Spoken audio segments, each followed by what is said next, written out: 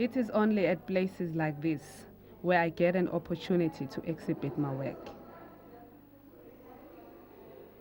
Unfortunately, the people that I photograph cannot be here with me. For the past 3 years, I've been capturing images of Black lesbian lives, exploring our sexualities. It doesn't matter whether the viewer is black or white, the reaction is always the same. I always wonder what the response would be if I were to show these images on the street.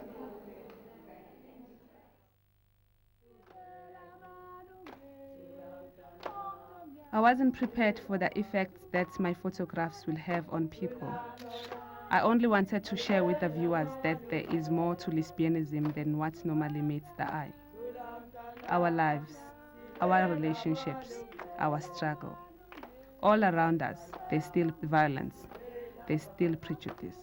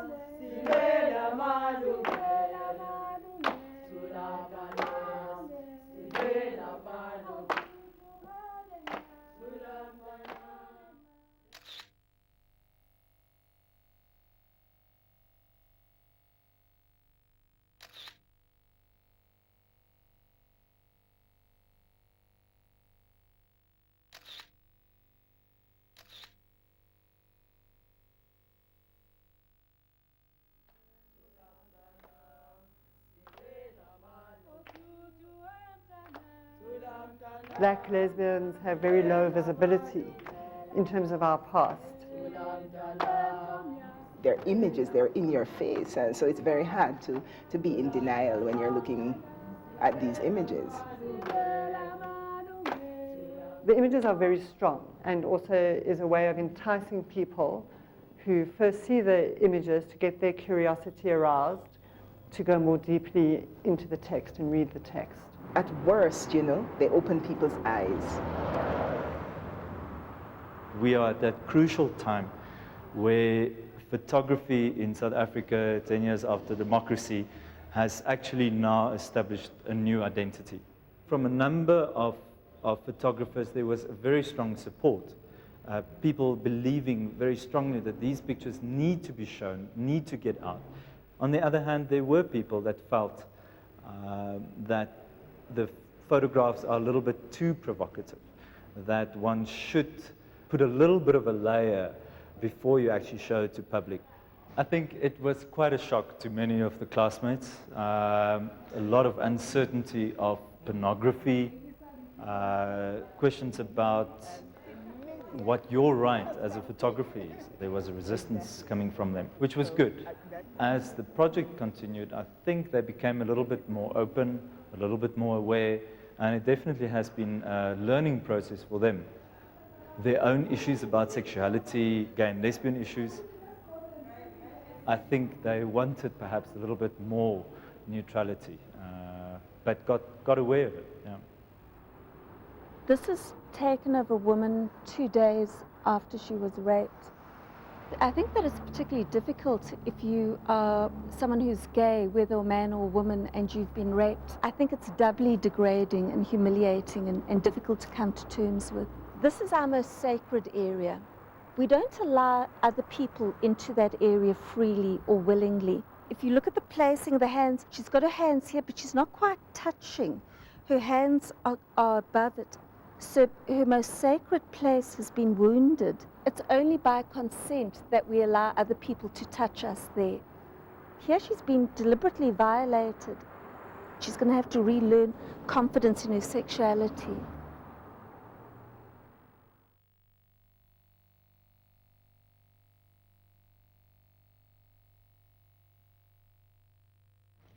These are not only subjects, these are my people. They describe the person I am. They are my friends. I have respect for them and value them. I understand where they come from and our life in our communities.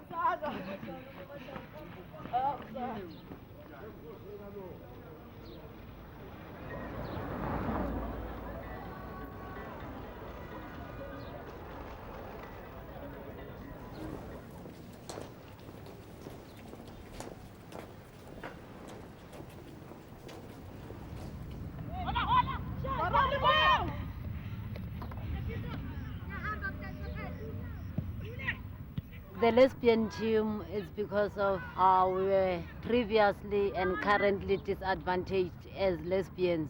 We are still oppressed as much as we were oppressed before.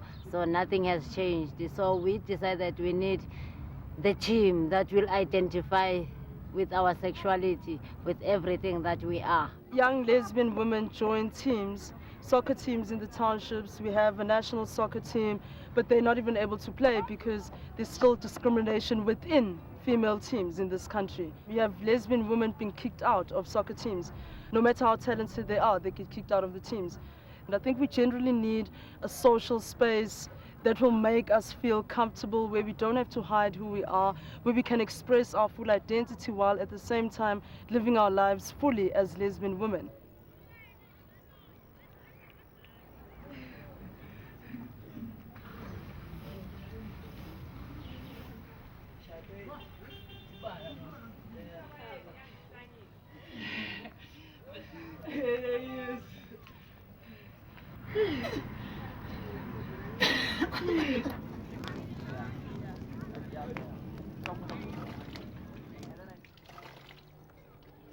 Ooh.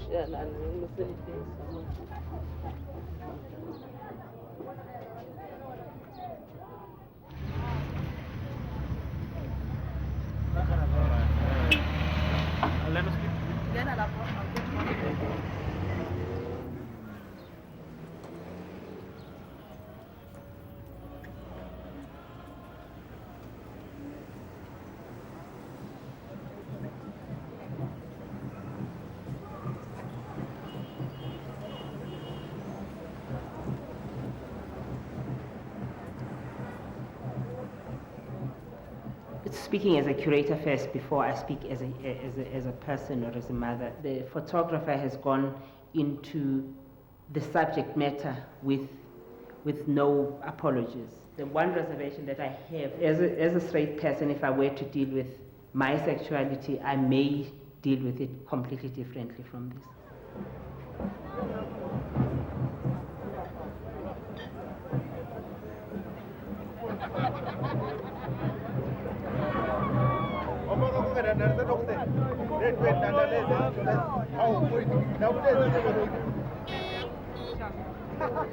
In other African states, street photography makes the art accessible to everyone.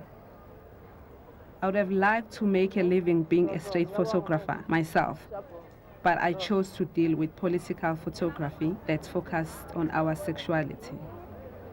But in my heart, I still am a street photographer.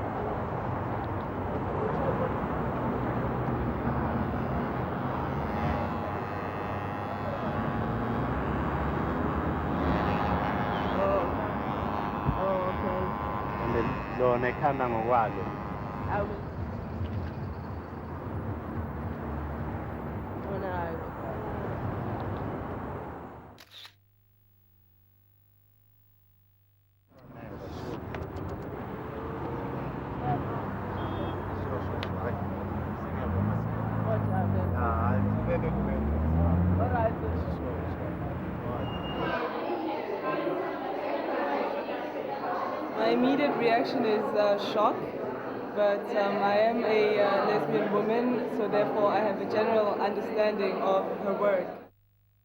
For women loving women, there are no better methods for protection. The government provides condoms, but where are the dental dams? Do you even know what a dental dam is?